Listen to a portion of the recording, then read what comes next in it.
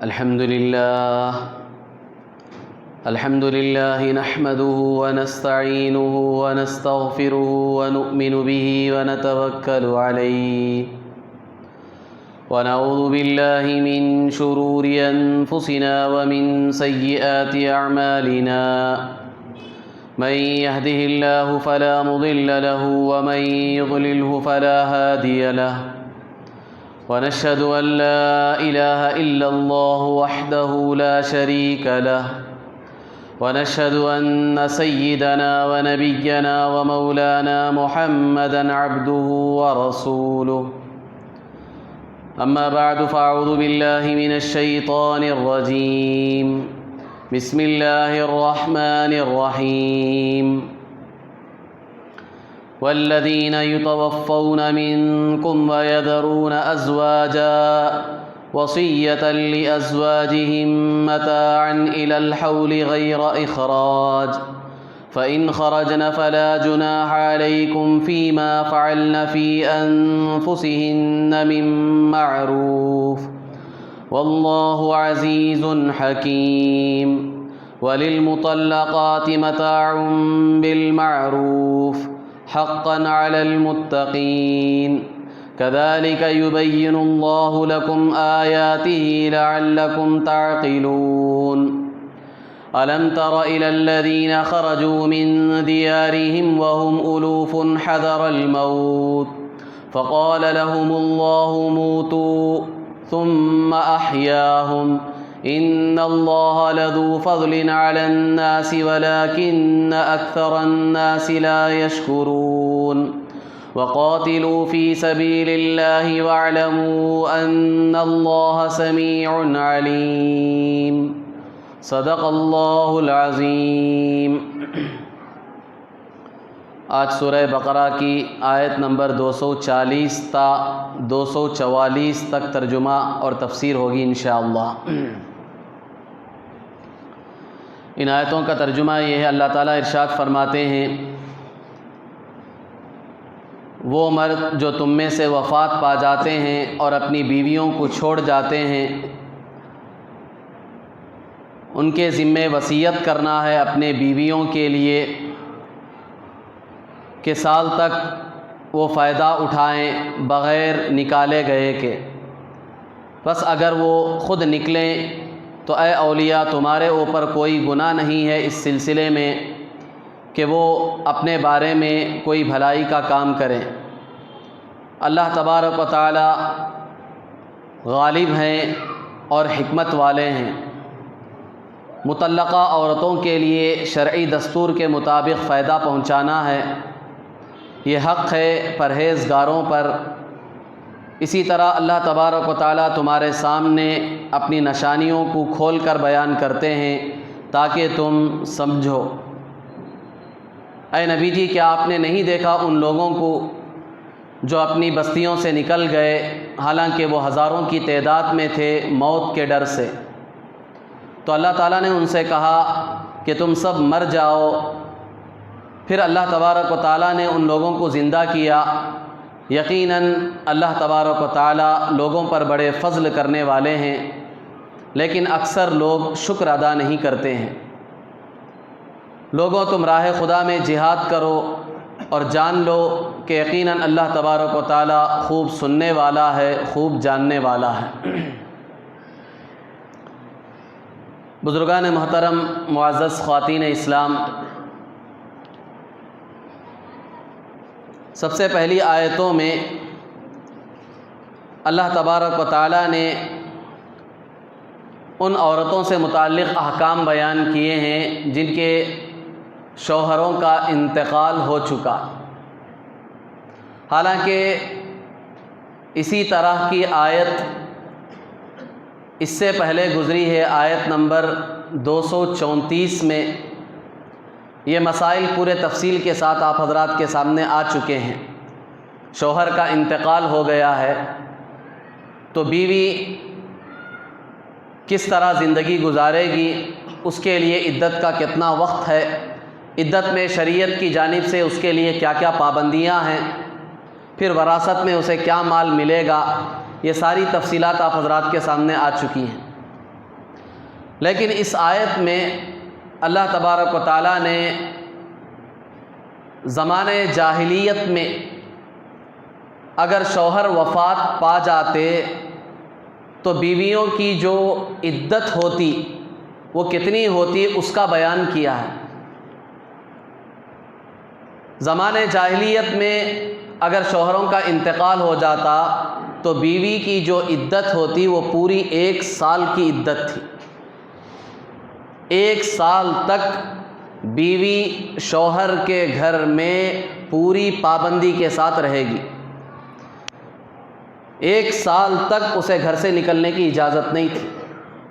یہ زمانے جاہلیت میں، اور پھر شروع اسلام میں بھی یہی حکم تھا، کیونکہ اسلام کے آتے ہی سارے احکام ایک ساتھ نازل نہیں ہوئے ہیں۔ مکے کی جو 13 سال کی زندگی تھی، آپ علیہ الصلاۃ والسلام 40 سال میں نبی بنائے گئے، پھر مکے کی 13 سال کی زندگی، اس وقت صرف ایمان سے متعلق آیتیں نازل ہوئی ہیں، احکام نازل ہوئے ہیں۔ نماز، روزہ، حج، زکوٰۃ، اس کے علاوہ جتنے احکام ہیں وہ سب بعد میں نازل ہوئے ہیں، اور وہ بھی وقتاً فوقتاً جیسی جیسی ضرورت محسوس کی گئی اللہ تبارک و تعالیٰ نے ایک ایک حکم نازل کیا۔ تو شروع اسلام ہی میں سارے مسائل مسلمانوں کو نہیں بتائے گئے، سارے احکام ایک ساتھ نازل نہیں ہوئے۔ زمانے جاہلیت میں جو چیزیں بہت ساری چلی آ رہی تھی، اسلام کے آنے کے بعد بھی وہ چیزیں اسی طرح چل رہی تھی۔ بہت ساری مثالیں ہیں، جیسے کہ شراب ہے، اسلام کے آنے کے بعد بھی صحابہ شراب پیتے تھے۔ بہت سارے صحابہ باقاعدہ طور پر شراب پیتے تھے، کیونکہ شراب کے بارے میں کوئی آیت، کوئی حکم نازل نہیں ہوا تھا۔ رفتہ رفتہ 3-4 مرحلوں میں شراب کے بارے میں آیتیں نازل ہوئی، سب سے آخر میں شراب کے بارے میں حکم نازل ہوا کہ اب شراب تمہارے اوپر بالکل حرام کر دی گئی۔ تو اسی طرح زمانے جاہلیت میں اور شروع اسلام میں عورت کی جو عدت تھی وہ بیان نہیں کی گئی تھی۔ زمانے جاہلیت سے عورت کی عدت 1 سال تھی، تو اسلام کے آنے کے بعد بھی اسی طرح عدت گزاری جا رہی تھی۔ شوہر کے انتقال کے بعد عورت کو 1 سال تک گھر میں بیٹھے رہنا تھا، گھر سے باہر نکلنے کی اجازت نہیں تھی مجبوری کے علاوہ۔ لیکن زمانے جاہلیت میں اس کے ساتھ عورتوں کے لیے باقاعدہ طور پر میراث اور وراثت میں کوئی حصہ نہیں تھا، چونکہ باقاعدہ طور پر عربوں میں وراثت کے حقدار صرف مرد ہوتے تھے جو نوجوان یا بہادر قسم کے اور بڑی عمر کے ہوتے تھے۔ بچے اور عورتیں ان کو وراثت میں کوئی حصہ نہیں ملتا تھا۔ کیوں؟ اس لیے کہ یہ جنگ کے میدان میں شریک نہیں ہو سکتے اور یہ دشمن کا مقابلہ نہیں کر سکتے، ان سے کوئی فائدہ ہمیں نہیں پہنچتا ہے، لہٰذا ان کو وراثت میں حصہ بھی نہیں ملے گا۔ زمانے جاہلیت میں یہ ترتیب تھی، لیکن اسلام نے وراثت میں باقاعدہ طور پر حصہ مقرر کیا۔ بیویوں کے لیے یہ حکم پہلے ہی نازل ہو چکا تھا، حالانکہ وراثت کے سارے احکام ابھی نازل نہیں ہوئے ہیں، لیکن ان احکام کے نازل ہونے سے پہلے اللہ تبارک و تعالیٰ نے عورتوں کے لیے یہ حصہ طے کیا کہ مردوں کو، شوہروں کو چاہیے کہ مرنے سے پہلے یہ وصیت کر کے مرے کہ میری بیوی 1 سال تک میرے گھر میں رہے گی، اسے کوئی نہیں نکالے گا، اور اسی طرح 1 سال تک میری جائیداد اور پراپرٹی میں سے اسے کھانے پینے اور ضروریات کے لیے پیسہ دیا جائے گا۔ یہ باقاعدہ طور پر حکم تھا۔ یہ اللہ تبارک، حالانکہ زمانے جاہلیت میں لوگ اس طرح عورتوں کو پراپرٹی میں سے کوئی حصہ نہیں دیتے تھے، لیکن اسلام نے یہ ایک حصہ طے کر دیا، پہلے ہی طے کر دیا کہ عورتیں چونکہ 1 سال تک شوہروں کے گھر میں رہے گی تو اب ان کے کھانے پینے اور ضرورت کا مسئلہ کیسے حل ہوگا؟ شوہر تو مر گیا ہے، تو اب ساس سسر کہاں دیکھیں گے؟ شوہر کے جو بھائی ہیں، دوسرے بہن ہیں، وہ سب پوری جائیداد پر قبضہ کر لیں گے، وہ بیوی کو حصہ کہاں دیں گے؟ تو اس لیے شریعت نے باقاعدہ اس کا حصہ طے کیا کہ 1 سال تک اس کے کھانے پینے کا پورا خرچہ شوہر کی جائیداد میں سے دیا جائے گا، اور دوسرے لوگوں کو حکم دے دیا گیا، گھر کے جو دوسرے افراد ہیں، چاہے وہ ساس ہو، چاہے سسر ہو، یا شوہر کا جو بھائی ہو، بہنیں، ان سب کو حکم دے دیا گیا کہ تم اب اس عورت کو 1 سال تک گھر سے نہ نکال سکتے ہو اور نہ ہی اس کا کھانا پینا بند کر سکتے ہو۔ تمہاری ذمہ داری ہے کہ 1 سال تک گھر میں رکھنا ہے اور اس کے کھانے پینے اور ضروریات کا انتظام کرنا بھی تمہارے ذمہ ہے۔ یہ حکم نازل ہوا، اور ساتھ ہی ساتھ بیوی کے لیے بھی یہ حکم تھا کہ وہ خود بھی 1 سال تک شوہر کے گھر میں رہے۔ وہ خود نہ باہر نکل سکتی ہے، نہ کسی اور مرد سے نکاح کر سکتی ہے۔ اسے بھی حکم تھا کہ تو خود بھی باہر نہ نکلے اور کسی اور مرد سے نکاح بھی نہیں کر سکتی جب تک کہ 1 سال نہ گزر جائے۔ تو شروع اسلام میں یہ حکم تھا۔ اس کے بعد باقاعدہ طور پر اللہ تبارک و تعالیٰ نے یہ حکم نازل فرمایا کہ اب بیوی کی جو عدت ہے شوہر کے انتقال کے بعد، وہ عدت 4 مہینے 10 دن ہے، اب 1 سال نہیں ہے۔ شریعت نے اس میں اب تمہیں رخصت دے دی ہے، کیونکہ 1 سال تو بہت لمبا زمانہ ہے، اس لیے شریعت نے باقاعدہ رخصت دی۔ بیوی اور عورت کو یہ حکم دیا کہ اب تمہیں شوہر کے انتقال کے بعد صرف 4 مہینے 10 دن تمہیں رہنا ہے، چاہے وہ نوجوان عورت ہو، چاہے وہ ادھیڑ عمر کی عورت ہو، چاہے وہ بوڑھی عورت ہو، ہر ایک کے لیے ایک ہی عدت ہے۔ اس سے پہلے بھی میں نے اس مسئلے کی وضاحت کی، کیونکہ ہمارے معاشرے میں ہمارے لوگوں کے مابین ان مسائل میں بہت اونچ نیچ ہوتی ہے۔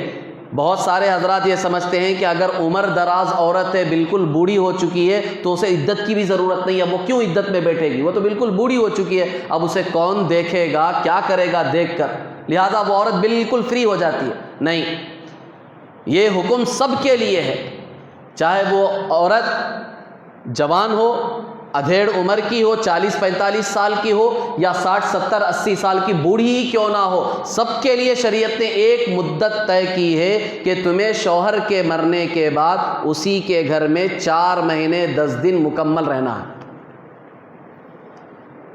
ہاں، اگر کوئی عورت حاملہ ہے، حمل سے ہے، ایسی حالت میں شوہر کا انتقال ہوا ہے، تو اس کی عدت جو ہے شریعت نے یہ بیان کی ہے کہ بچے کی جیسے ہی پیدائش ہوئی اس کی عدت ختم۔ اب اس کی عدت بچے کی پیدائش پر موقوف ہے۔ اب بچے کی پیدائش 1 گھنٹے میں ہو گئی تو بھی اس کی عدت ختم، بچے کی پیدائش 1 مہینے کے بعد ہوئی تو بھی عدت ختم۔ اگر بچے کی پیدائش 5 مہینے کے بعد ہو رہی ہے تو عورت کو 5 مہینے رہنا پڑے گا۔ اگر بچے کی پیدائش 9 مہینے کے بعد ہو رہی ہے تو بھی عورت کو 9 مہینے تک عدت میں بیٹھنا ہے۔ یہ صرف اس عورت کا مسئلہ ہے جو حاملہ ہے، پیٹ سے ہے، شوہر کے انتقال کے وقت یہ پیٹ سے تھی، حاملہ تھی، تو اب اس کی عدت 4 مہینے 10 دن نہیں ہے، اب اس کی عدت وضع حمل ہے، یعنی بچہ یا بچی جو بھی پیٹ میں ہے اس کی پیدائش پر عدت ختم ہوگی۔ اب اس کی پیدائش چاہے 1 گھنٹے میں ہو جائے، شوہر کا یوں انتقال ہوا، ابھی جنازہ گھر میں رکھا ہوا ہے، یہاں ڈیلیوری ہو گئی، تو شریعت کہتی ہے تمہاری عدت ختم۔ اب تم چاہے تو شوہر کی تدفین کے بعد دوسرے مرد سے نکاح کرنا چاہو تو نکاح بھی کر سکتی ہو، گھر سے نکل کر دوسرے گھر میں منتقل ہونا چاہو تو منتقل ہو سکتی ہو، کیونکہ تمہاری عدت جو ہے وہ وضع حمل تھی، بچے کی پیدائش تھی، چاہے وہ آدھے گھنٹے میں ہو جائے، 1 مہینے میں ہو جائے، 5 مہینے لگے یا 9 مہینے لگے، تمہیں انتظار کرنا ہے۔ تو یہ جو حالت حمل میں عورت ہے اس کے لیے ایک طرح سے سہولت بھی ہے، ایک طرح سے تنگی بھی ہے۔ سہولت اس طرح ہے کہ اگر بچے کی پیدائش جلدی ہو گئی، 1 دن میں، 2 دن میں یا 1 مہینے میں، تو اس کی عدت فوراً ختم ہو گئی، یا یہ کہ بچے کی پیدائش میں لمبا عرصہ لگ گیا، 9 مہینے کا عرصہ لگ گیا، تو اس کے لیے تھوڑی سی تنگی ہے۔ بہرحال اس کی عدت حمل پر موقوف ہے۔ تو شریعت نے باقاعدہ طے کر دیا کہ اب 1 سال تمہاری عدت نہیں ہے، زمانے جاہلیت میں 2 طریقہ تھا، اب وہ ختم کر دیا گیا، 4 مہینے 10 دن اب تمہاری عدت ہے۔ اس کے ساتھ ساتھ شریعت نے باقاعدہ بیوی کا حصہ طے کیا۔ پہلے کیا حکم تھا شروع اسلام میں کہ 1 سال تک کا پورا خرچہ شوہر کو چاہیے کہ مرنے سے پہلے وصیت کر کے مرے، لیکن اب شریعت میں باقاعدہ طور پر سب کے حصے بیان کر دیے گئے کہ ایک آدمی مر رہا ہے، اس کا انتقال ہو رہا ہے، تو اب اس کی پراپرٹی میں، اس کی جائیداد میں اصل حقدار کون ہیں، شریعت نے بتایا۔ اس کے اصل حقدار، اگر شوہر کا انتقال ہو رہا ہے تو بیوی حقدار ہے، پھر جو بچے ہیں ان کے بیٹا بیٹی جو بچے ہیں وہ حقدار ہیں، پھر شوہر چونکہ انتقال ہوا ہے تو اس کے جو ماں باپ ہیں زندہ ہیں تو وہ اس کے حقدار ہیں۔ اصل یہی حقدار ہیں، ماں باپ بیوی بچے۔ اگر بیوی کا انتقال ہو رہا ہے تو شوہر، بچے اور بیوی کے ماں باپ یہ ہیں اصل حقدار۔ ان کو کتنا کتنا حصہ ملے گا پراپرٹی میں، پورے حصے شریعت نے بیان کر دیے۔ چوتھے پارے میں جو تیسری صورت آئے گی سورہ نساء، وہاں پوری تفصیلات، پوری ڈیٹیلز بیان کی گئی ہیں۔ انشاءاللہ ان آیتوں پر پہنچیں گے تو پوری تفصیلات آپ حضرات کے سامنے آئیں گی کہ شوہر کو کتنا ملے گا، بیوی کو کتنا حصہ ملے گا، ماں باپ کو کتنا ملے گا، بچوں کو کتنا ملے گا، اور ان کے نہ ہونے کی صورت میں بھائی بہنوں کو کتنا ملے گا اور کس وقت ملے گا، اور پھر ان کے بھی نہ ہونے کی صورت میں چچا وغیرہ ہیں تو ان کو کتنا ملے گا، کب ملے گا، وہ پوری تفصیلات آپ حضرات کے سامنے انشاءاللہ آئے گی۔ تو یہاں جائیداد کا مسئلہ بھی شریعت نے باقاعدہ بیان کر دیا کہ اب بیوی کے لیے 1 سال کی وصیت کرنا ضروری نہیں ہے، ہم نے باقاعدہ بیوی کا حصہ اب طے کر دیا ہے تمہاری پراپرٹی میں۔ 2 صورتیں ہیں بیوی کے، اب کیا حصہ طے کیا کہ اگر بچے ہیں تو بیوی کو 8واں حصہ ملے گا پراپرٹی کا۔ مثال کے طور پر 8 لاکھ روپے شوہر کی پوری پراپرٹی ہے اور بچے بھی ہیں تو شریعت کہتی ہے بیوی کو 8واں حصہ ملے گا، یعنی 1 لاکھ روپے بیوی کو دے دے اور 7 لاکھ روپے میں باقی تقسیم ہوں گے بچوں کو اور اسی طرح ماں باپ۔ اور اگر بچے بالکل نہیں ہیں، شوہر کا انتقال ہو رہا ہے، ایک بھی اولاد نہیں ہے، نہ بیٹا ہے نہ بیٹی ہے، کوئی نہیں ہے، ماں باپ ہیں دوسرے ہیں، تو اب شریعت کہتی ہے بیوی کو 1/4 حصہ ملے گا۔ 1/4 حصہ کا مطلب کیا ہے؟ 8 لاکھ کی پراپرٹی میں 1/4 حصہ 2 لاکھ ہے، تو بیوی کو 2 لاکھ ملیں گے، باقی 6 لاکھ جو ہے وہ ماں باپ میں تقسیم ہوں گے۔ اس کے علاوہ دیکھا جائے گا کہ بھائی بہن ہیں یا دوسرے جو بھی وارثین جن کو وراثت میں حصہ ملتا ہے وہ دیکھ کر تقسیم کیا جائے گا۔ تو بیوی کے لیے 2 صورتیں اب شریعت نے طے کر دی، بچے ہیں یا نہیں ہیں۔ بچے ہیں تو 8واں حصہ ملے گا، یعنی 8 لاکھ روپے میں کے 1 لاکھ روپے۔ اگر بچے موجود نہیں ہیں تو پھر 1/4 حصہ ملے گا، یعنی 8 لاکھ میں کے 2 لاکھ ملیں گے۔ یہ طے ہو گیا بیوی کا حصہ، ہر حال میں پوری پراپرٹی میں سے 8واں حصہ یا 1/4 حصہ شریعت نے باقاعدہ طے کر دیا۔ اب سال بھر کا خرچ دینا وہ جو زمانے جاہلیت کا حکم تھا وہ ختم کر دیا۔ تو اس آیت میں اللہ تبارک و تعالیٰ نے زمانے جاہلیت میں جو حکم تھا اس کے بارے میں یہ کہا کہ زمانے جاہلیت میں چونکہ عدت 1 سال کی تھی، پھر بعد میں اللہ تبارک و تعالیٰ نے 4 مہینے 10 دن عدت کو مقرر کر دیا، اور پھر اسی طرح زمانے جاہلیت میں شوہر کے ذمے وصیت کرنا تھا مرنے سے پہلے کہ سال بھر کا خرچہ بیوی کو دیا جائے، لیکن اللہ تعالیٰ نے بعد میں چل کر عورت کا باقاعدہ حصہ طے کر کے اس حکم کو بھی ختم کر دیا۔ آگے کی جو آیت ہے، اس آیت میں اللہ تبارک و تعالیٰ نے خاص طور پر ایمان والوں کو 2 چیزوں کا حکم دیا۔ آگے جو آیتیں آ رہی ہیں کہ اللہ کی راہ میں، اللہ کی دین کے لیے اپنی جان کی بھی قربانی دو، اپنی مال کی بھی قربانی دو۔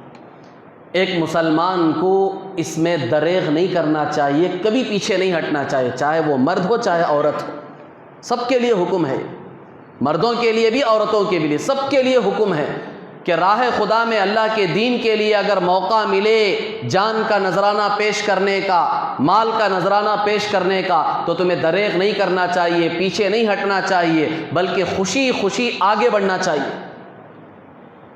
کیونکہ ہماری جان، ہمارا مال دین کے لیے، اللہ کے لیے اگر قبول ہو جائے تو اس سے بڑی اور کیا خوش قسمتی کی بات ہوگی ایک مسلمان کے لیے۔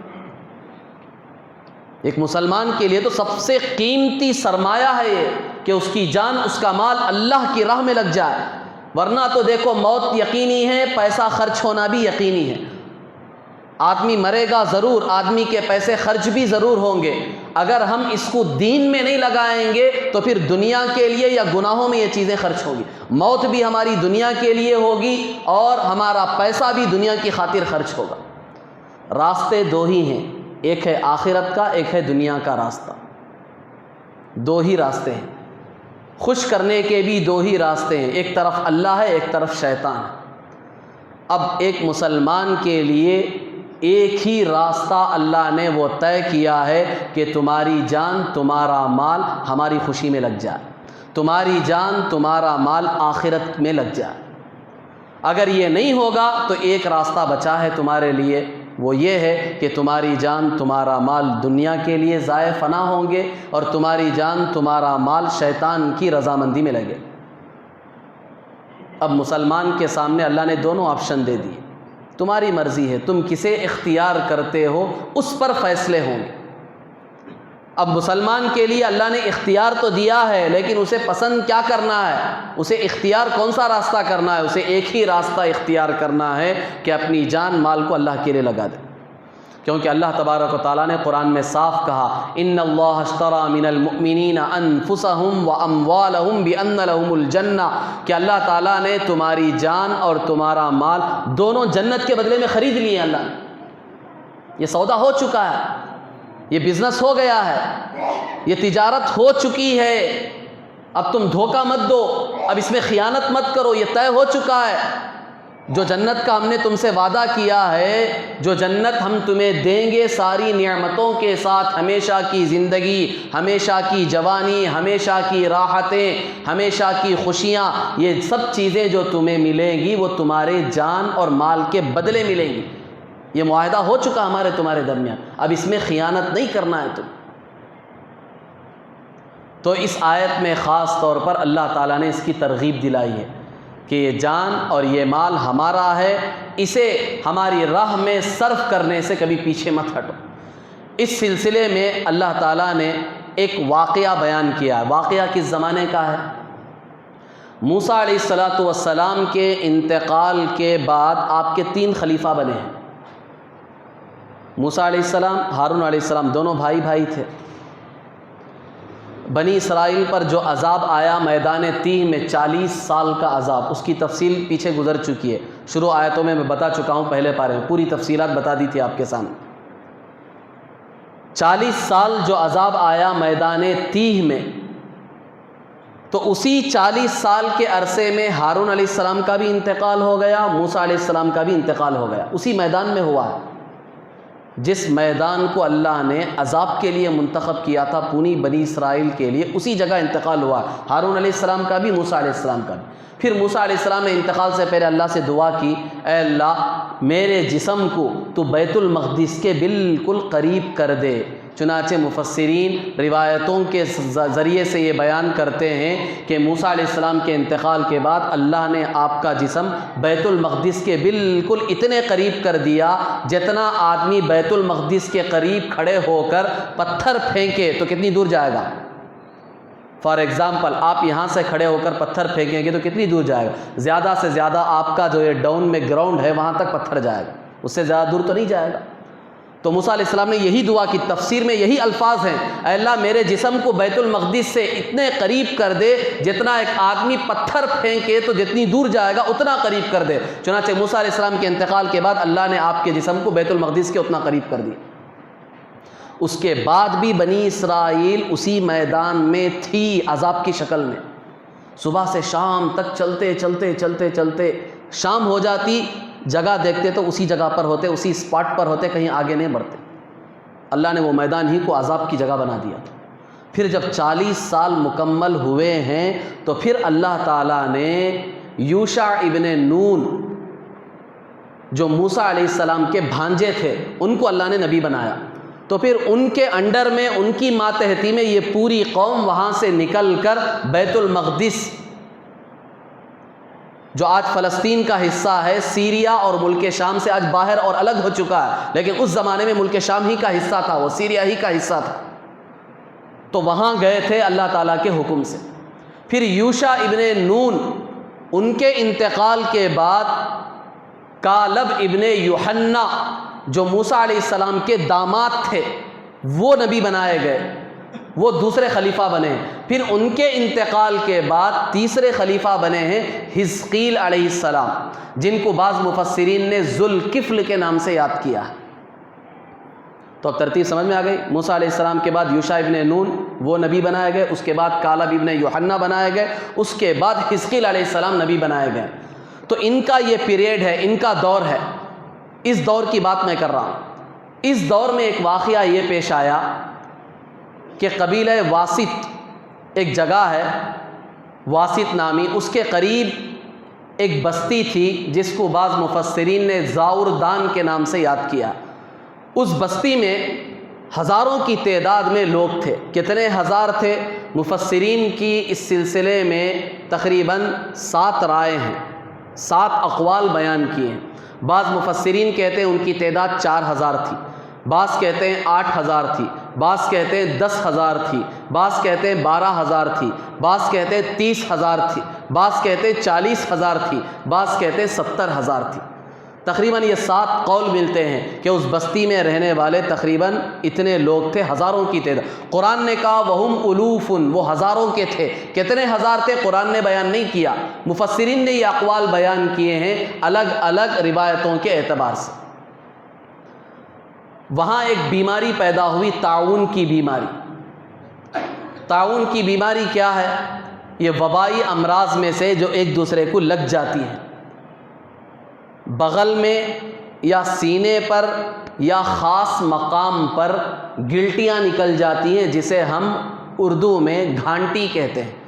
اس طرح نکل جاتے ہیں اور تیز قسم کا بخار آ جاتا ہے، اور دیکھتے دیکھتے ہزاروں کی تعداد میں لوگ مرنے لگتے ہیں۔ یہ وبائی امراض میں سے بڑی خطرناک بیماری تھی۔ تو یہ بستی میں بیماری آ گئی، لوگ ڈر گئے سب کے سب کہ بیماری آ گئی ہے، لوگ مر رہے ہیں۔ تو پورے بستی والے مل کر اس بستی سے نکل گئے، نکل کر 2 پہاڑوں کے درمیان میں ایک جو وسیع میدان تھا وہاں آ کر رک گئے۔ اللہ تبارک و تعالیٰ کو یہ چیز پسند نہیں آئی کہ ہماری تقدیر سے بھاگ رہے ہو، موت سے تم بھاگ رہے ہو، کیا موت سے کسی کو فرار ہے؟ کوئی بچ سکتا ہے؟ اللہ نے تو صاف قرآن میں کہا اینما تکونوا یدرککم الموت ولو کنتم فی بروج مشیدہ، تم جہاں بھی چلے جاؤ موت تمہیں آ پکڑے گی، چاہے تم مضبوط قلعوں میں جا کر چھپ جاؤ موت تمہیں وہاں بھی آ کر پکڑے گی۔ موت سے تو کسی کو مفر نہیں ہے، کوئی بھاگ نہیں سکتا، بچ نہیں سکتا۔ چنانچہ یہ سب بھاگ کر گئے اپنے آپ کو بچانے کے لیے۔ اللہ تعالیٰ کو یہ چیز پسند نہیں آئی تو اللہ نے فرشتے کو بھیجا۔ 2 فرشتے آئے، پہاڑوں کے 2 کناروں پر کھڑے ہوئے، انہوں نے کہا موتو، سب مر جاؤ۔ سب کے سب مر گئے، چاہے وہ 4000 ہو یا 8 ہو یا 10 ہو، 12 ہو، 30 ہو، 40 ہو، 70 ہو، جتنی بھی تعداد تھی سب کے سب مر گئے۔ اب وہیں گل سڑ کر ریزہ ریزہ ہو گئے سب کے سب۔ ایک زمانہ گزر گیا، اس کے بعد یہ جو نبی ہیں حزقیل علیہ السلام وہ وہاں سے گزرے، اس بستی کے قریب سے گزرنے لگے۔ تو اللہ تعالیٰ نے وحی کے ذریعے سے بتایا کہ یہاں جو تمہیں یہ ہڈیاں وغیرہ نظر آ رہی ہیں یہ ایک قوم تھی جو ہمارے موت کے فیصلے سے ڈر کر بھاگ رہی تھی اپنے آپ کو بچانے کے لیے، ہم نے اس طرح عذاب دے کر ان کو ختم کیا۔ حزقیل علیہ السلام نے دیکھا تو اللہ تعالیٰ سے دعا کی، یا اللہ تو تو ہر چیز پر قادر ہے، اللہ ان کو دوبارہ زندہ کر دے۔ اللہ تعالیٰ نے حزقیل علیہ السلام سے کہا کہ تم کہو ان ہڈیوں کو ایتھا العظام البالیہ ان اللہ یأمرک ان تجتمعی، تم ان ہڈیوں سے کہو اے بوسیدہ ہڈیوں، اے پرانی ہڈیوں، اللہ تعالیٰ تمہیں حکم دیتا ہے کہ اپنی اپنی جگہ جمع ہو جاؤ۔ حزقیل علیہ السلام نے کھڑے ہو کر اعلان کیا، جو ہڈیاں بکھری پڑی تھی ساری انسانوں کی ہزاروں کے تعداد میں، وہ سب ہڈیاں ایک ایک جسم کی قریب قریب آ کر جمع ہو گئی۔ پھر حزقیل علیہ السلام نے ان کو خطاب کیا، ایھا العظام ان اللہ یأمرک ان تکتسی لحما وعصبا وجلدا، اللہ تعالیٰ تمہیں حکم دیتا ہے کہ تم اپنا گوشت پہن لو، پٹھے اور اسی طرح اپنی کھالوں کو درست کر لو۔ دیکھتے دیکھتے ان ہڈیوں پر گوشت چڑھا، پٹھے درست ہوئے اور پھر ان پر کھال بھی چڑھ گئی۔ پھر حزقیل علیہ الصلوۃ والسلام نے ان کو پکارا، ایتھا الارواح ان اللہ یأمرک ان ترجع کل روح الی الجسد، اللہ تعالیٰ تمہیں حکم دیتا ہے اے روحوں تم اپنے اپنے جسم میں داخل ہو جاؤ۔ چنانچہ ہر جسم میں اس کی روح داخل ہو گئی، سب کھڑے ہو گئے، ایک دوسرے کو زندہ ہونے کے بعد عجیب نگاہ سے دیکھنے لگے اور سب کی زبان پر ایک کلمہ جاری ہوا، سبحانک لا الہ الا انت، اے اللہ تیری ذات پاک ہے، تیرے سوا کوئی معبود نہیں۔ یہ واقعہ اللہ تبارک و تعالیٰ نے بتایا۔ اس واقعے کو بیان کرنے کے بعد اللہ تعالیٰ خود کہتے ہیں ان اللہ لذو فضل علی الناس ولکن اکثر الناس لا یشکرون۔ یہ اللہ تعالیٰ کا لوگوں پر بہت بڑا فضل تھا۔ مفسرین لکھتے ہیں دونوں کے لیے یہ فضل تھا واقعہ ہے۔ ایک تو خود مرنے والوں کے لیے جن کو اللہ نے دوبارہ زندہ کیا، یہ اللہ کا بہت بڑا فضل تھا ان کے لیے کہ مرنے کے بعد اللہ نے دوبارہ اسی دنیا میں ان کو زندگی دی، یہ اللہ کا بہت بڑا کرم تھا۔ ورنہ تو موت جسے ایک مرتبہ آ گئی دوبارہ وہ زندہ نہیں ہو سکتا قیامت سے پہلے۔ دنیا آج لاکھوں ہاتھ پیر مار رہی ہے، ایڑی چوٹی کا زور لگا رہی ہے، بڑے بڑے سائنسدانوں کو فریزر کر کے انہوں نے تہ خانوں میں آج بھی رکھا ہوا ہے، صرف اس امید پر کہ کسی دن ہم موت پر قابو پا لیں گے تو انسانوں کو دوبارہ زندہ کریں گے، تو ان سائنسدانوں کو بھی زندہ کریں گے۔ آج بھی دنیا اس امید پر قائم ہے، لیکن یہ ہونے والا نہیں ہے۔ وہ تو اللہ کی قدرت، اللہ کبھی کبھی اس طرح کے واقعات دکھا دیتے ہیں امت کو سبق دینے کے لیے، امت کو بتانے کے لیے کہ ہم ہر چیز پر قادر ہیں، ہم جو چاہے وہ کر سکتے ہیں۔ چنانچہ ان کے لیے بھی ایک بڑا فضل تھا کہ اللہ نے دوبارہ دنیا میں انہیں زندگی دی، اور آنے والی قیامت تک کی انسانیت کے لیے بھی یہ واقعے میں بہت بڑا اللہ کا فضل ہے۔ ان کو سمجھنے میں اس بات میں آسانی ہوگی کہ اللہ نے جب اس قوم کو دوبارہ زندہ کیا جو بالکل ریزہ ریزہ ہو چکی تھی اور باقاعدہ وہ زندہ ہوئے اور ایک لمبی زندگی انہوں نے گزاری ہے، تو اللہ تعالی ہمیں بھی مرنے کے بعد کل قیامت کے دن اسی طرح زندہ کرے گا۔ وہ ہر چیز پر قادر ہے، چاہے انسان کو جلا کر اس کی راکھ پانی میں بہا دی جائے یا ہواؤں میں بکھیر دی جائے، جو کچھ کیا جائے اللہ ہر چیز پر قادر ہے۔ اللہ انہی ذرات کو حکم دے گا کہ جڑ جاؤ، اپنی اصلی حالت پر آ جاؤ، تو وہ سب جمع ہو جائے۔ یہ آنے والی انسانیت کے لیے بھی اس میں بہت بڑا فضل تھا، ایک درس تھا، ایک سبق تھا، تاکہ ان کو سمجھنے میں آسانی۔ اور اس واقعے سے اللہ تبارک و تعالیٰ نے ایک سبق یہ بھی دیا کہ مرنے سے تمہیں ڈرنا نہیں چاہیے، موت کے لیے ہر وقت تیار رہنا چاہیے، موت سے کبھی آدمی کو بھاگنا نہیں چاہیے۔ یہ بیماری کیا ہے؟ موت مقدر میں لکھی ہے تو ہر حال میں تمہیں آئے گی۔ بڑی بڑی بیماریاں آ رہی ہیں، موت مقدر میں نہیں ہے تو تمہاری بیماری تمہیں کچھ نقصان نہیں پہنچا سکے، تم صحت یاب ہو کر نکل جاؤ۔ یہ جو وبا ہمارے سامنے 1 سال سے چل رہی ہے، ابھی بھی جو وبا ختم نہیں ہوئی ہے، اس وبا میں آپ لوگوں نے خود دیکھا ہوگا کیسے کیسے نوجوان ہٹے کٹے جن کے بارے میں تصور بھی نہیں کر سکتا آدمی کہ موت آئے گی، وہ موت کا نوالا بن گئے، چلے گئے دنیا سے۔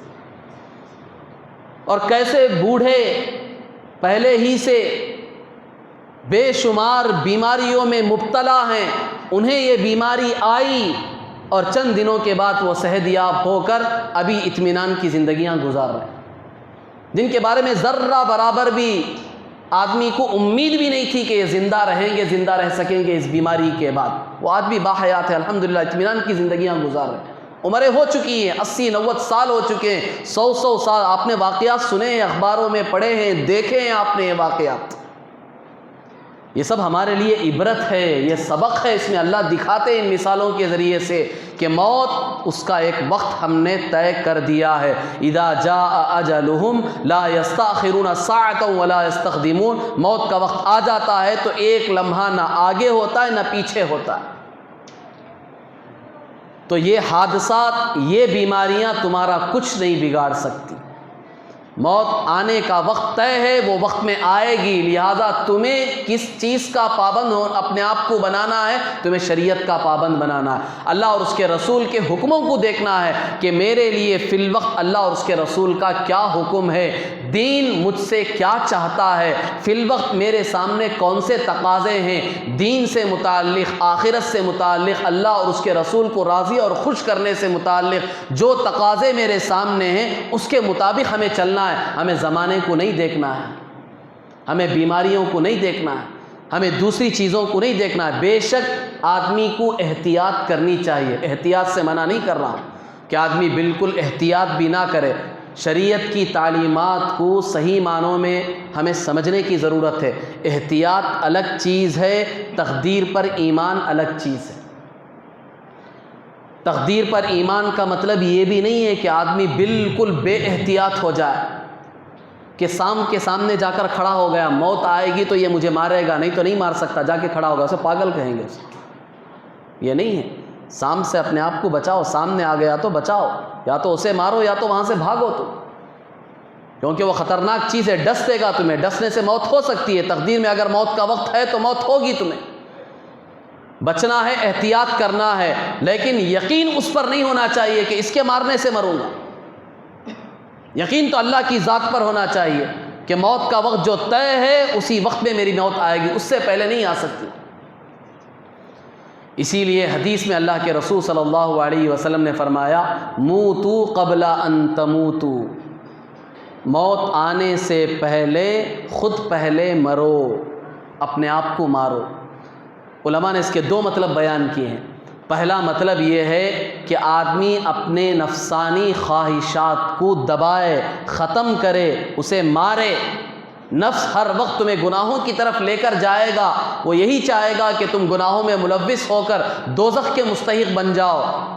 حدیث میں کہا گیا کہ تم اپنے آپ کو مارو، یعنی نفسانی خواہشات کو ختم کرو۔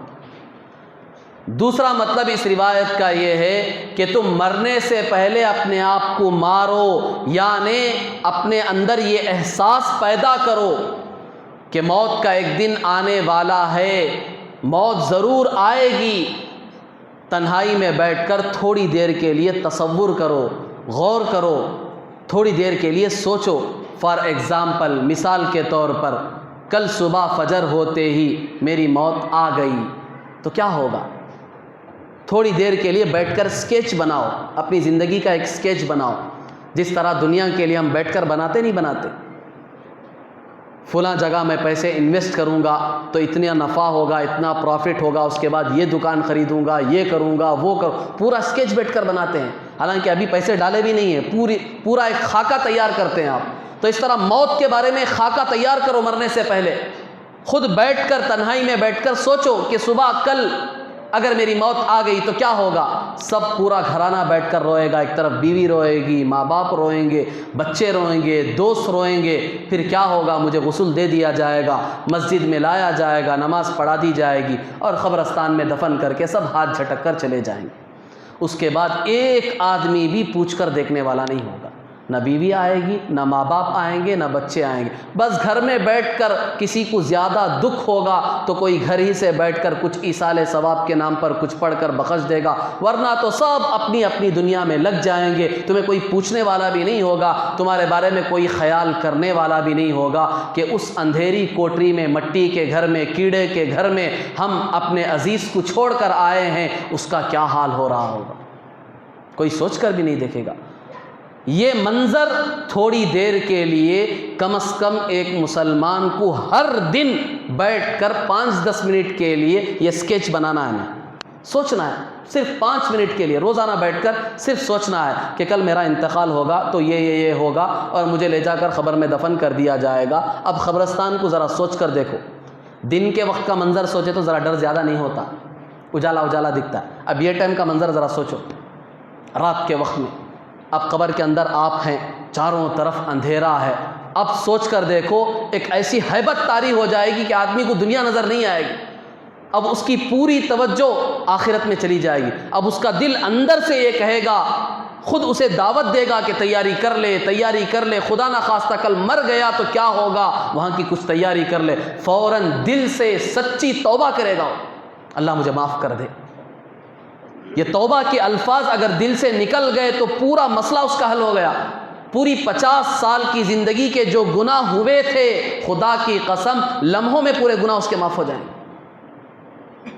یہ حدیث میں ترغیب دلائی گئی ہے، مرنے سے پہلے مرو، سوچو اس کے بارے میں، روزانہ کم از کم 5-10 منٹ یہ احساس تمہارے اندر پیدا ہو گیا تو پھر تمہاری زندگی کی کایا پلٹ جائے گی، زندگی گزارنے کا تمہارا ڈھنگ ہی بدل جائے گا، طور طریقہ ہی بدل جائے گا۔ کسی کو تمہیں سمجھانے کی ضرورت نہیں ہوگی، کہنے کی ضرورت نہیں ہوگی۔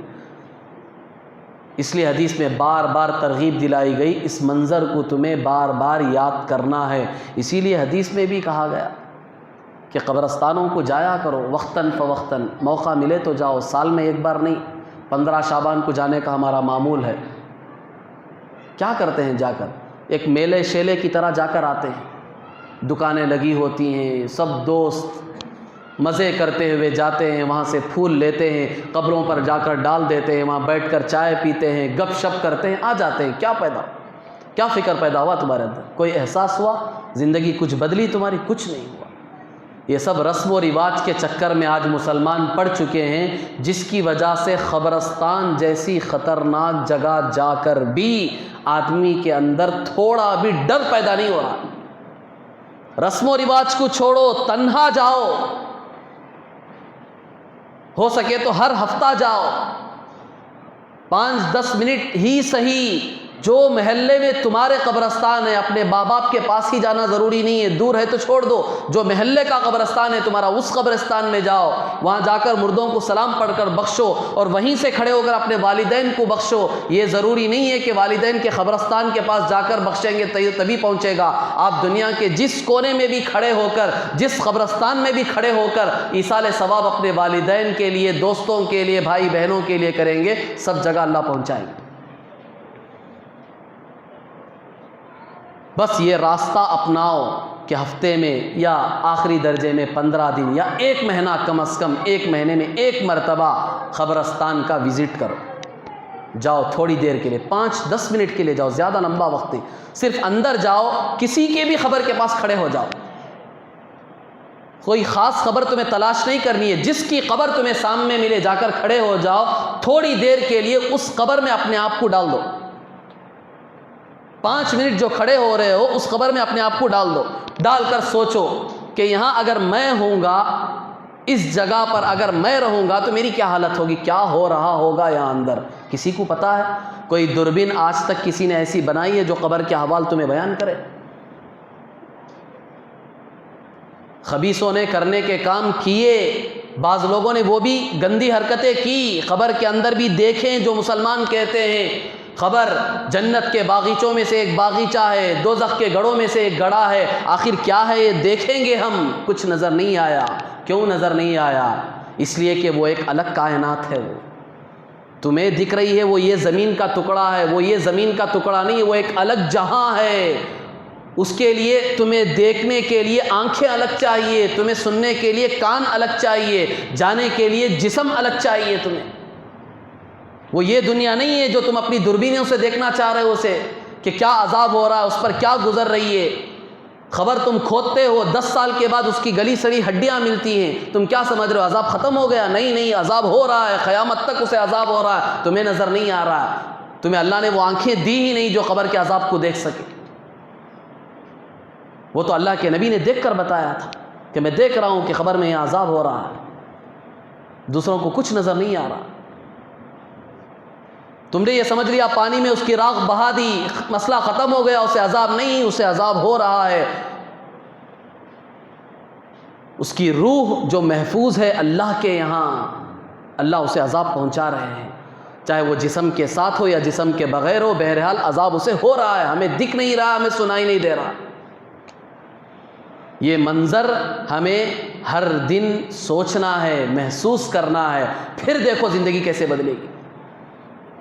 دوسروں کی ہمیں آ کر کیا نصیحت کرنے کی ضرورت ہے؟ ہم بھی تو مسلمان ہیں، ہم کوئی غیر تھوڑی ہیں کہ دوسرا آ کے ہمیں سمجھا رہا کہ میں مرنے سے پہلے موت کی تیاری کر لو۔ کیوں وہ سمجھا رہا ہمیں آ کر؟ کیا میں غیر ہوں؟ میں نے کلمہ نہیں پڑھا ہے، مجھے موت پر یقین نہیں ہے؟ کیا مجھے قبر میں جانے پر یقین نہیں ہے؟ کیا مجھے عذاب پر یقین نہیں ہے؟ مجھے جنت کی نعمتیں ملنے پر یقین نہیں ہے؟ مجھے آخرت میں دوبارہ اللہ زندہ کھڑا کریں گے، اس پر مجھے یقین نہیں ہے؟ تو پھر میں کس نام کا مسلمان ہوں کہ دوسرے مجھے سمجھا رہے ہیں آ کر؟ یہ تو خود ہمیں سمجھنا ہے، دوسروں کی سمجھانے کی کیا ضرورت ہے؟ ہمیں خود اپنے آپ کو یہ سمجھانا ہے، اگر مجھے سمجھ میں نہیں آ رہا ہے تو جاؤ قبرستان، لوگ سمجھا رہے ہیں نہیں سمجھ میں آ رہا ہے، تم خود قبرستان جاؤ، کثرت سے جاؤ، خود بخود سمجھ میں آ جائے گا آٹومیٹکلی تمہیں۔ چند دن جا کر دیکھو، دوسرے جو سالوں سے تمہیں سمجھا رہے ہیں نہیں سمجھ میں آ رہا ہے، کچھ نہیں سمجھ میں آ رہا ہے، آخرت کا خیال آتا ہی نہیں، لوگ آ کر سمجھاتے ہیں نہیں آتا آخرت کا خیال، ہمیشہ پورا کانسیپٹ ہمارا دنیا کا ہوتا ہے، ہمیشہ پوری توجہ ہماری دنیا کی ہوتی ہے، سمجھ میں ہی نہیں آتا، لوگ سمجھاتے ہیں، تو اس کا آسان طریقہ یہ ہے قبرستان جانا شروع کر دو، ہفتے میں پورا خود بخود سمجھ میں آ جائے گا کہ یہ کون سی دنیا ہے، یہ کون سی کائنات ہے، اس جگہ آؤں گا تو کیا ہوگا۔ تو اس آیت میں اللہ تبارک و تعالیٰ نے یہ واقعہ بتا کر اسی بات کو سمجھایا ہے کہ موت سے بھاگو مت، موت یقینی چیز ہے، تمہارے لیے وقت طے ہو چکا ہے، چاہے تم خودکشی کر کے مرو وہ بھی اسی وقت پر مرو گے جو وقت تمہارا طے کیا گیا، اس سے پہلے نہیں مر سکتے، امپاسبل ہے۔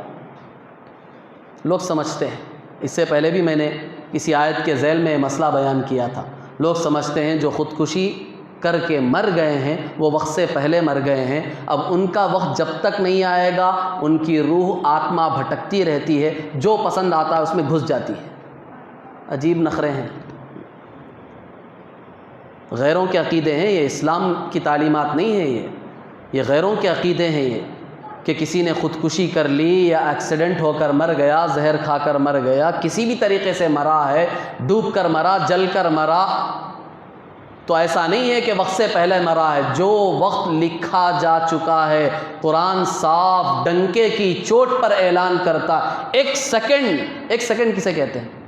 ایک ہو گیا ایک سیکنڈ، قرآن کہتا ایک سیکنڈ نہ یوں ہو سکتا نہ یوں ہو سکتا، جو سیکنڈ طے کر دیا ہے 8:15 ہونے کے بعد 40 پر 3 سیکنڈ پر تمہاری موت آئے گی، تو ٹھیک 40 پر 3 سیکنڈ پر ہی تمہاری موت آئے گی، نہ 42 سیکنڈز پر آ سکتی ہے، نہ 44 سیکنڈ پر آئے گی تمہاری موت، ٹھیک 40 پر 3 سیکنڈ پر ہی ہوگی تمہاری موت۔ قرآن یہ مضمون بار بار سمجھاتا ہے، تو ہر حال میں موت اسی وقت آئے گی، نہ اس سے پہلے آئے گی نہ اس سے بعد میں آئے گی، نہ تم آگے بڑھ کر خود اپنے آپ کو مار کر اس سے پہلے مر سکتے ہو، نہ اپنے آپ کو بچا کر اس کے بعد مر سکتے ہو، دونوں بالکل امپاسبل ہے، نہ آگے بڑھ کر جلدی مر سکتے ہو، نہ اپنے آپ کو بچا کر لیٹ مر سکتے ہو، جو وقت طے ہو چکا ہے اسی وقت میں تمہیں مرنا ہے۔ تو قرآن نے یہ واقعہ بتا کر ترغیب دلائی کہ راہ خدا میں اپنی جان کا نذرانہ پیش کرنے کا موقع آ جائے تو دریغ نہ کرو، پیچھے نہ ہٹو۔ اسی وجہ سے صحابہ میں جو بہت بڑے جنرل سپہ سالار تھے، خالد بن ولید رضی اللہ تعالیٰ عنہ، جن کو سیف اللہ کا لقب ملا، اللہ کی تلوار کا لقب خود حضور صلی اللہ علیہ وسلم نے عطا کیا تھا، اسلام سے پہلے کی زندگی بھی جہاد میں گزری ہے، اسلام لانے کے بعد موت تک کی پوری زندگی جہاد میں گزری ہے۔ جب موت کا وقت آیا تو گھر میں بستر پر موت ہو رہی تھی، اس وقت انہوں نے کہا ہائے افسوس، پوری زندگی میں نے راہ خدا میں جہاد میں گزاری، میرے پورے باڈی پر، پورے جسم پر کوئی ایک جگہ ایسی نہیں ہے جہاں تلوار یا نیزے کا زخم نہ ہو، پورے جگہ تلواروں کے تمہیں نیزوں کے زخم ملیں گے، لیکن پھر بھی مجھے موت نہیں آئی۔ ان کے زبان کے الفاظ تھے کہ آج میں بستر پر گدھے کی موت مر رہا ہوں۔ صحابہ کو یہ پسند ہی نہیں تھا کہ ان کی موت گھروں میں ہو اس طرح۔ ہم تو پسند کرتے ہیں کہ ہماری موت کہاں ہو، گھروں میں پوری فیملی کے سامنے ہو، ہنستے ہنستے سب کو الوداع کرتے ہوئے میں مروں۔ یہ صحابہ کا شوق نہیں تھا، ان کی یہ تمنا نہیں تھی، ان کا یہ مشن نہیں تھا۔ ان کی دعائیں تو کیا تھی؟ حضرت عمر فاروق رضی اللہ تعالیٰ عنہ کی دعا تھی، اللہم ارزقنا شہادتاً فی سبیلک واجعل موتنا ببلد رسولک، اے اللہ تیری راہ میں میری موت آئے تو اور تیرے حبیب کے شہر میں میری موت آئے۔ یہ ان کی دعائیں تھیں۔ وہ تو اسے بزدلی کی موت سمجھتے تھے، کوئی بستر پر مر رہا۔ اللہ کی راہ میں جان کا نذرانہ پیش کرتے ہوئے ان کی روح نکل رہی ہے تو ان کی زبانوں سے یہ الفاظ نکلتے تھے، فزت ورب الکعبہ، خدا کی قسم میں کامیاب ہو گیا۔ جنگ کے میدان میں کافر نے تلوار چلائی، انتقال ہوا، شہید ہوئے، زبان سے یہ لفظ نکل رہے، فزت ورب الکعبہ، خدا کی قسم میں کامیاب ہو گیا۔ کافر سامنے کھڑا، سوچ کیا ہو گیا، یہ مر رہا ہے، اس کی جان جا رہی ہے، دنیا کی زندگی ختم ہو گئی، سارے خواہشات اس کے ختم ہو چکے ہیں، اس کی زبان سے یہ کیا جملہ نکل رہا ہے، فزت ورب الکعبہ، خدا کی قسم میں کامیاب ہو گیا۔ یہ تعلیمات تھی اسلام کی، اسی کے مطابق صحابہ نے زندگیاں گزاری۔ کم از کم ہم راہ خدا میں شہید نہیں ہوں گے تو کم از کم آخری درجے میں ہماری بھی یہ آرزو ہونی چاہیے۔ ایک مسلمان کی تمنا تو ہونی چاہیے، تمنا نہیں کر سکتے کیا بھائی؟ آرزو دنیا کی عجیب عجیب چیزوں کی ہم آرزویں کر سکتے ہیں، تو کیا یہ چیز کی آرزو ہم نہیں کر سکتے؟ جو آرزو کر کے مرے گا، اگر دوسری موت بھی مرے گا تو اللہ تعالیٰ قیامت میں شہادت کا ثواب عطا فرمائے گا۔ اللہ نیتوں کو دیکھتے ہیں کہ بندے کی نیت کیا تھی، اس کی تمنا کیا تھی، اس کی خواہش کیا تھی، اللہ یہ دیکھتے ہیں۔ اگر ہماری خواہش راہ خدا میں مرنے کی ہے، اگر ہم نہیں مر سکے، وہ راستہ ہمیں نہیں مل سکا، وہ حالات ہمارے سامنے نہیں آئے، بستر پہ مرے، ہاسپٹل میں مرے، تب بھی اللہ شہادت کی موت دیں گے۔ کیوں؟ اس لیے کہ میری خواہش تو تھی، میری تمنا اور آرزو تو تھی۔ اللہ نیت کو دیکھ کر فیصلے کرتے۔ اس لیے ہر مسلمان کے دل میں یہ خواہش تمنا ہونی چاہیے کہ مجھے بھی راہ خدا میں موت آئے، اللہ کے راستے میں، اللہ کے دین کی خاطر میری موت آئے، کیونکہ موت تو یقینی ہے، یہ نہیں کہ ڈرنا نہیں۔ لوگ یہ دعا مانگنے بھی ڈرتی ہیں، یہ دعا مانگا تو کہاں سبج مر جاتا ہوں کہ میں ہی کرتا۔ عجیب مسئلہ ہے، موت کا ڈر اتنا بیٹھا ہوا، اتنا بیٹھا ہوا، جو دعا بول کے دے رہا ہوں میں کہ اللہ راہ خدا میں مجھے شہادت عطا فرما، اب یہ بولنے بھی ڈرتی، سوچتا ہوں پہلے پورے کامہ ہو گئے کہ میرے پورا ذرا اطمینان دکھا تو مانگتا، نہیں کہ تو پورے کامہ ہو گئے کے بعد مانگیں گے، کیا بھی ارجنٹ نہیں نا، 1 مہینے کے بعد مانگیں۔